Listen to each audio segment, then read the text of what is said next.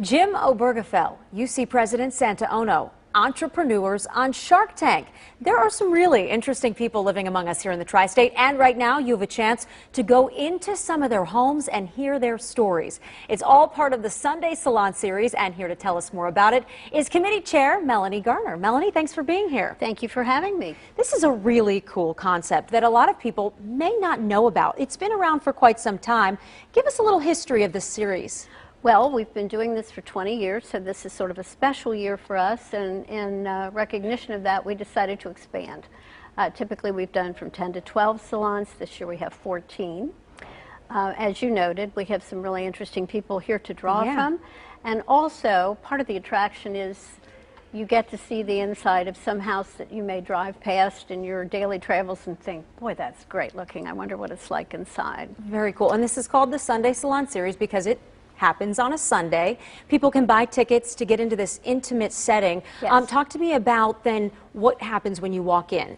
Well, generally there's about 40 minutes of milling, frittering, greeting, networking, talking to other people, and eating and drinking. Love that.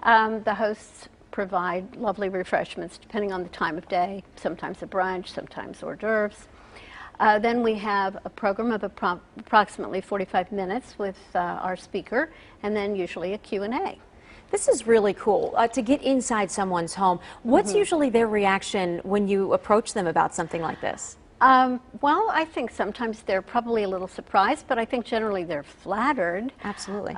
We've become very bold in terms of just knocking on a door and saying, you have a really great house, would you consider doing this? But sometimes we get a wonderful surprise. Last year at the end of the season, a woman came up to me and said, I would really like to host next year.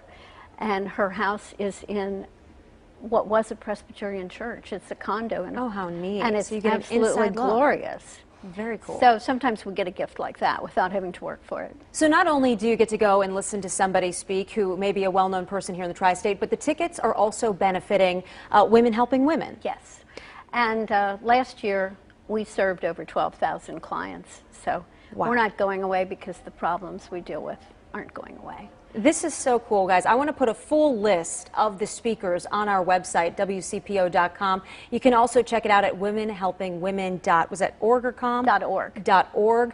And get those tickets. The first one you said is? The first one is All the Glitters. It's on a vintage jewelry featuring Kim Klosterman. We still have some spaces available for that one. That will be January 17th. And then we go full force. All right. Some days 2 salons. There is one on Saturday.